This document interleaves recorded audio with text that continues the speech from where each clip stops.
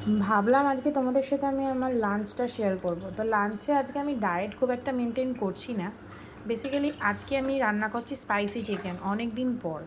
Chicken basically আমি খাই হচ্ছে একদমই নর্মাল, কারণ আমার যেহেতু ডায়েট চলে, সো আমি চিকেন সেভাবে রান্না করি না তেল মশলা ঝাল দিয়ে। কিন্তু আজকে খুব ইচ্ছা হচ্ছিল যে আমি একটু খাই।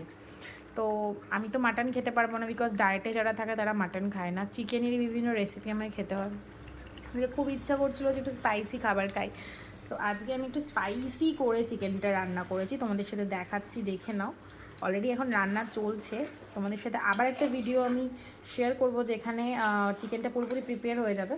তো সেটার জন্য দুপুরবেলা অবধি আমার লাঞ্চ অবধি অপেক্ষা করো। আমার লাঞ্চের টাইম প্রায় হয়ে গেছে, এখন 12টা বাজে। তো আমি লাঞ্চ করব ঠিক 1টা 1:30 নাগাদ। তো তখন তোমাদের সাথে আরেকটা ভিডিও শেয়ার করব। ঠিক আছে, চলো টাটা, বাই বাই।